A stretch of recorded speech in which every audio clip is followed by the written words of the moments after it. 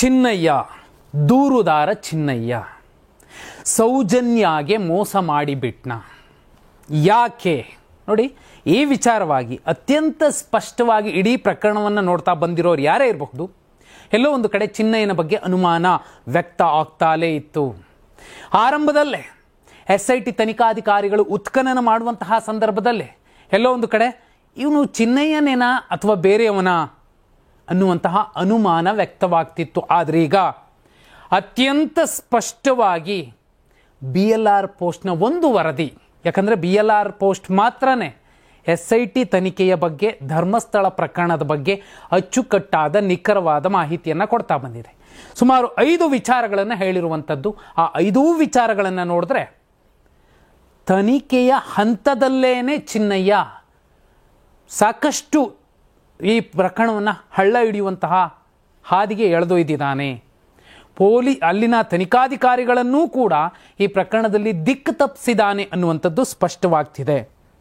ನೋಡಿ, ತುಂಬ ಸೂಕ್ಷ್ಮವಾಗಿ ಚಿನ್ನಯ್ಯ ಇಲ್ಲಿ ತನಿಖಾಧಿಕಾರಿಗಳಿಗೆ ತಪ್ಪು ಜಾಗಗಳನ್ನು ತೋರಿಸೋ ಮೂಲಕ ಉತ್ಖನನದಲ್ಲಿ ಏನೂ ಸಿಗಬಾರದು ಅನ್ನುವಂತಹ ಉದ್ದೇಶ ಇಟ್ಟುಕೊಂಡಿದ್ದ ಮತ್ತು ಈ ಪ್ರಕರಣವನ್ನು ಹಳ್ಳ ಹಿಡಿಸುವಂತಹ ಪ್ರಯತ್ನಕ್ಕೆ ಕೈ ಪ್ರಯತ್ನಿಸಿದ್ದಾನೆ, ಮಾಡಿದ್ದಾನೆ ಕೂಡ. ಇಂತಹ ವಿಚಾರ ಇದೀಗ ತನಿಖೆಯಿಂದ ಗೊತ್ತಾಗಿದೆ ಅನ್ನುವಂಥದ್ದನ್ನು ವರದಿ ಹೇಳ್ತಿರುವಂಥದ್ದು BLR ಪೋಸ್ಟ್. ಆದರೆ ಯಾವ ಕಾರಣಕ್ಕೆ ಈ ಪ್ರಕರಣವನ್ನು ಹಳ್ಳ ಹಿಡಿಸೋದಕ್ಕೆ ಪ್ರಯತ್ನಿಸಿದ, ಯಾರು ಇವನ ಹಿಂದೆ ಇದ್ದಿರಬಹುದು? BLR ಪೋಸ್ಟ್ ಸ್ಪಷ್ಟವಾಗಿ ಹೇಳ್ತಿರೋ ಪ್ರಕಾರ ಆ ಕಾಣದ ಕೈ ಅಥವಾ ಕಾರಣ ಏನು ಅನ್ನೋದು ಅಸ್ಪಷ್ಟವಾಗಿದೆ. ಇನ್ನೂ ತನಿಖೆಯಿಂದ ಅದು ಹೊರಗೆ ಬರಬೇಕಿದೆ. ಇದು ಒಂದನೆಯ ವಿಚಾರ. ಎರಡನೇ ವಿಚಾರ, ಉತ್ಖನನದ ಸಂದರ್ಭದಲ್ಲೂ ಕೂಡ ತನಿಖಾಧಿಕಾರಿಗಳಿಗೆ ಏನು ಜನ ಬಯಸಿದ್ರು ಅಥವಾ ಆ ಭಾಗದ ಯಾರೆಲ್ಲ ಆಕ್ರೋಶಿತರಿದ್ರು, ನೊಂದವರು, ಬೆಂದವರು, ಆ ಸಂಕಟಗಳನ್ನು ಕೇಳಿದವರು, ಅದರಿಂದ ರೊಚ್ಚಿಗೆದ್ದವರು, ಅವರು ಏನೋ ಒಂದು ನಿರೀಕ್ಷೆ ಇಟ್ಟಿದ್ರಲ್ಲ, ಆ ನಿರೀಕ್ಷಿತ ಫಲಿತಾಂಶ ಬರದೇ ಇರಲಿಕ್ಕೆ ಕಾರಣವಾಗಿರುವಂಥದ್ದು ಚಿನ್ನಯ್ಯ ಮಾಡಿರುವಂತಹ ಮಿಸ್ಲೀಡ್ ಮತ್ತು ಆತ ತೋರಿಸಿರುವಂತಹ ತಪ್ಪು ಜಾಗಗಳು. ಇದಕ್ಕಿಂತಲೂ ವಿಶೇಷ ಅಂದರೆ ಮೂರನೇ ವಿಚಾರ, 6ನೇ ಪಾಯಿಂಟಲ್ಲಿ ಒಂದು ಅಸ್ಥಿಪಂಜರ ಸಿಕ್ತಲ್ಲ, ಆ ಅಸ್ಥಿಪಂಜರ ಸಿಕ್ಕಾಗಲೂ ಕೂಡ ಆತ ಅಚ್ಚರಿಗೊಳಗಾಗಿದ್ದ. ಯಾಕಂದರೆ ಎಲ್ಲೆಲ್ಲಿ ಅಸ್ಥಿಪಂಜರಗಳು ಸಿಗಬಾರ್ದೋ ಅಂತಹ ಜಾಗಗಳನ್ನೇ ತೋರಿಸಿದ್ದ ಅನ್ನುವುದು ತನಿಖೆಯ ಹಂತದಲ್ಲಿ ತಿಳಿದು ಬಂದಿರುವಂತಹ ಮಾಹಿತಿ ಅನ್ನೋದನ್ನು BLR ಪೋಸ್ಟ್ ಹೇಳ್ತಿರೋದು. ಆದರೆ ಇಂಥ ಕಡೆ ಸಿಗೋದೇ ಇಲ್ಲ ಅನ್ನುವಂತಹ ಜಾಗಗಳನ್ನು ತೋರಿಸಿದ ಮೇಲೂ ಕೂಡ ಹೇಗೆ ಇಲ್ಲಿ ಸಿಕ್ತು ಒಂದು ಅಸ್ಥಿಪಂಜರ? ಇದೇ ಕಾರಣಕ್ಕೆ ನೋಡಿ ಆತ ಅಚ್ಚರಿಗೊಳಗಾಗಿದ್ದ. ಅಷ್ಟೇ ಅಲ್ಲ, 11 ಬಾರಿಯೇ ಚಿನ್ನಯ್ಯ ತೋರಿಸಿದ ಜಾಗ ಅದಾಗಿರಲಿಲ್ಲ ಅನ್ನುವಂಥದ್ದು ಅವತ್ತು ಕೂಡ ಚರ್ಚೆ ಆಗಿತ್ತು, ಈಗಲೂ ಕೂಡ ಚರ್ಚೆ ಆಗ್ತಿದೆ. ಅಲ್ಲಿಗೆ ಚಿನ್ನಯ್ಯ ಇಡೀ ಪ್ರಕರಣವನ್ನು ದಿಕ್ಕು ತಪ್ಪಿಸೋದಕ್ಕೆ ಮತ್ತು ಹಳ್ಳ ಹಿಡಿಸೋದಕ್ಕೆ ಪ್ರಯತ್ನಿಸಿದ್ದ ಅನ್ನೋದು ತನಿಖೆಯಿಂದ ತಿಳಿದು ಬಂದಿದೆ. ಇದನ್ನು ಗೃಹ ಇಲಾಖೆಯ ಕೆಲ ಮೂಲಗಳು ತಿಳಿಸಿವೆ ಅನ್ನೋದನ್ನ BLR ಪೋಸ್ಟ್ ದಾಖಲಿಸಿರುವಂಥದ್ದು. ಇನ್ನೂ ಒಂದು ಮುಖ್ಯ ವಿಚಾರ ಏನಂದರೆ, ಚಿನ್ನಯ್ಯನಿಗೆ ಯಾರೋ ಹೇಳಿಕೊಟ್ಟು ಹೀಗೆ ಮಾಡಿಸಿದ್ದಾರೆ ಅಂಥದ್ದೊಂದು ಸಾಧ್ಯತೆ ಇದೆ ಅನ್ನೋದು ಕೂಡ ತನಿಖೆಯ ಹಂತದಲ್ಲಿ SIT ತನಿಖಾಧಿಕಾರಿಗಳಿಗೆ ಸಿಕ್ಕಿರುವಂತಹ ಮಾಹಿತಿ. ಇದೇ ಕಾರಣಕ್ಕೆ ನೋಡಿ ಆತನನ್ನು ಅರೆಸ್ಟ್ ಮಾಡಿ ವಶಕ್ಕೆ ತೆಗೆದುಕೊಂಡಿರುವಂಥದ್ದು. ನೋಡಿ, ಈ ಪ್ರಕರಣದಲ್ಲಿ ಯಾರೆಲ್ಲ ತಪ್ಪಿತಸ್ಥರಿದ್ದಾರೋ, ಅದು ಈ ಕಡೆಯವರು ಇರಬಹುದು, ಈ ಕಡೆಯವರು ಇರಬಹುದು, ಇಬ್ಬರಿಗೂ ಕೂಡ ಶಿಕ್ಷೆ ಆಗಲೇಬೇಕು ಕೂಡ ಈ ನೆಲದ ಕಾನೂನಿನ ಅಡಿಯಲ್ಲಿ. ಆದರೆ ಆರಂಭದಲ್ಲಿ ಈತನೇ ಹೋಗಿ ದೂರು ಕೊಟ್ಟಿದ್ದು, ಆ ನಂತರದಲ್ಲಿ ಯಾಕಂದರೆ ಆತ ಪೊಲೀಸರ ಎದುರಲ್ಲಿ ಮತ್ತು ಮ್ಯಾಜಿಸ್ಟ್ರೇಟ್ ಎದುರಲ್ಲಿ ಕೊಟ್ಟಂತಹ ಹೇಳಿಕೆಗಳು ನಂತರದಲ್ಲಿ ಒಪ್ಪಿಕೊಂಡ ವಿಚಾರಗಳು ತದ್ವಿರುದ್ಧವಾಗಿತ್ತು. ಯಾಕೆ ಆರಂಭದಲ್ಲಿ ಯಾಕೆ ಕೊಟ್ಟ? ನೋಡಿ, ಇಲ್ಲಿ ಅಪಪ್ರಚಾರ ಆಗ್ತಿದೆ ಅಂತ ಯಾರೆಲ್ಲ ಏನೆಲ್ಲ ಪ್ರಚಾರಗಳು ರ್ಯಾಲಿಗಳೆಲ್ಲ ಮಾಡಿದ್ರು, ಆದರೆ ಕೋರ್ಟ್ನ ಎದುರಲ್ಲಿ SIT ತನಿಖಾಧಿಕಾರಿಗಳು ಸ್ಪಷ್ಟವಾಗಿ ಹೇಳಿದ್ದಾರೆ, ಅಪಪ್ರಚಾರ ಆಗಿದೆ ಅನ್ನೋದಕ್ಕೆ ಇಲ್ಲಿ ನಮಗೆ ಯಾವುದೇ ಒಂದು ಸಾಕ್ಷ್ಯಗಳಾಗಲಿ ಆಗಿದೆ ಅನ್ನೋದನ್ನ ನಾವು ಒಪ್ಪುವುದಿಲ್ಲ ಅನ್ನುವಂಥದ್ದನ್ನು ಹೇಳಿರುವಂಥದ್ದು ಕೂಡ ಈಗಾಗಲೇ ಬಹುಪಾಲು ಕಡೆ ಚರ್ಚೆ ಆಗ್ತಿರೋದನ್ನ ನಾವು ನೋಡಿದ್ದೀವಿ. ಆದರೆ ಇಲ್ಲಿ ಚಿನ್ನಯ್ಯ ತೀರ ನಾಗವಲ್ಲಿ ರೀತಿಯಲ್ಲಿ ಬದಲಾಗ್ತಾ ಹೋಗಿರೋದಿದೆಯಲ್ಲ, ಯಾಕೆ? ಯಾರ ಪ್ರಭಾವಕ್ಕೆ ಆತ ಒಳಗಾಗಿರಬಹುದು? ಆರಂಭದಿಂದಲೂ ಆತನ ಬಗ್ಗೆ ಒಂದೊಂದು ವಿಚಾರ ಬರ್ತಾನೆ ಇದೆ. ಆತನನ್ನು ಕಳ್ಳ ಅಂದರು, ಆ ಥರ ಸುಳ್ಳ ಅಂದರು, ಏನೇನೋ ಹೇಳ್ತಿದ್ದಾರೆ. ಅದೇನೇ ಇರಬಹುದು. ಆದರೆ ಈ ಎಸ್ ಐ ಟಿ ರಚನೆ ಆಗೋದಕ್ಕಿರಬಹುದು, ತನಿಖೆ ಆಗ್ತಿರೋದಕ್ಕಿರಬಹುದು, ಎಲ್ಲಕ್ಕೂ ಮೂಲ ಕಾರಣ ಒಂದು ಅರ್ಥದಲ್ಲಿ ಚಿನ್ನಯ್ಯನೇ. ಆತ ಇವತ್ತು ಬೇರೆ ಬೇರೆ ವಿಚಾರಗಳನ್ನು ಹೇಳ್ತಿರಬಹುದು, ಲೀಡ್ ಮಾಡ್ತಿರಬಹುದು ಪ್ರಕರಣವನ್ನು. ಆದರೆ ಮೂಲದಿಂದ ಇಲ್ಲಿಯ ತನಕ ಒಂದು ಕೇಂದ್ರ ಬಿಂದುವಾಗಿದ್ದು ಆತ ಏನು ಹೇಳ್ತಾನೋ ಅದ್ರ ಮೇಲೆ ತನಿಖೆ ನಿಲ್ಲುತ್ತೆ ಅನ್ನುವಂತಹ ನಿರೀಕ್ಷೆಯಲ್ಲಿ ಯಾರಾದರೂ ಆತನನ್ನು ಹೆದರಿಸಿರಬಹುದು, ಬೆದರಿಸಿರಬಹುದು, ಬೇರೆ ಬೇರೆ ಪ್ರಭಾವಗಳಿಗೆ ಒಳಪಡಿಸಿರಬಹುದು. ಯಾಕಂದರೆ ಈ ಹಿಂದೆ ಮತ್ತು ಈಗ ಎಲ್ಲವೂ ಕೂಡ ಇಡೀ ಪ್ರಕರಣದ ಎರಡೂ ವಾದಗಳನ್ನು ಸೂಕ್ಷ್ಮವಾಗಿ ನೋಡಿದಾಗ ಎಲ್ಲೋ ಒಂದು ಕಡೆ ಆತ ಕಾಸಿಗೋಸ್ಕರ ಈ ರೀತಿ ಕೆಲಸ ಮಾಡಿರಬಹುದು ಅಂತ ವಿರೋಧಿಗಳು ಹೇಳಿದ್ರೆ, ಇಲ್ಲ ಇವರ ಹಣ ತಗೊಂಡು ಈ ಥರ ಮಾತಾಡ್ತಿರ್ಬಹುದು ಅಂತ ಇವರು ಕೂಡ ಹೇಳ್ತಿದ್ದಾರೆ. ಅದೇನೇ ಇರಬಹುದು.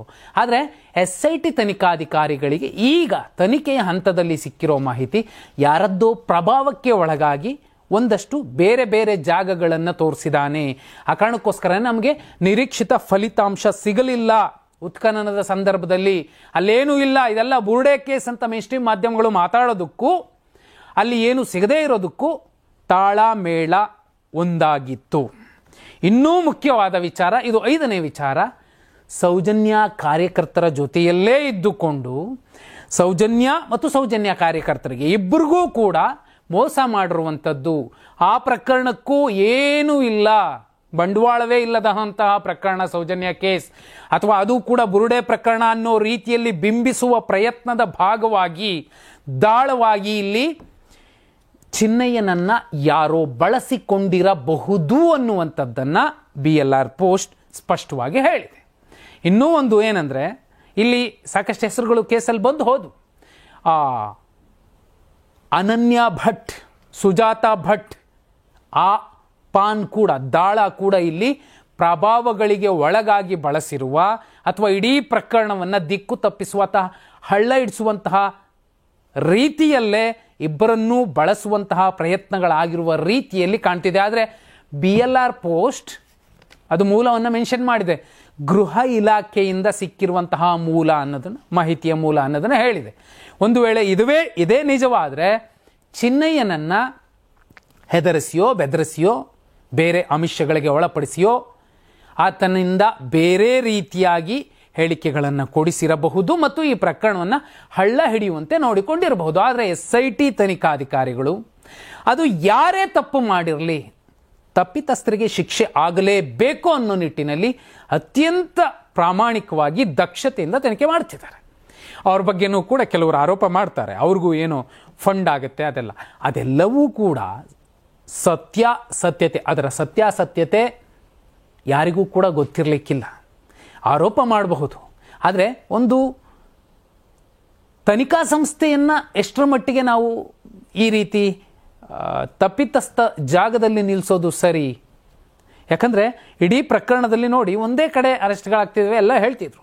ಆದರೆ ಇನ್ನೂ ಕೆಲವರನ್ನು ಕರೆಸಿ ವಿಚಾರಣೆ ಮಾಡಿಸುವಂತಹ ಪ್ರಯತ್ನಗಳು ಏನೆಲ್ಲ ನಡೀತಿದೆ ಅದನ್ನು ನೋಡಿದಾಗ ಸ್ವಲ್ಪ ತಾಳ್ಮೆಯಿಂದ, ಸಂಯಮದಿಂದ, ಯಾಕಂದರೆ ಈ ನೆಲದಲ್ಲಿ ಕಾನೂನು ಗಟ್ಟಿಯಾಗಿದೆ, ಅದರ ಕಬಂಧ ಬಾಹುಗಳು ಕೂಡ ಬಿಗಿಯಾಗಿವೆ. ಯಾರು ಎಷ್ಟೇ ಯಾಮಾರಿಸಿದ್ರೂ ಕೂಡ ಒಂದು ಹಂತಕ್ಕೆ ಸಿಕ್ಕಾಕೊಂಡ್ಲೇಬೇಕು.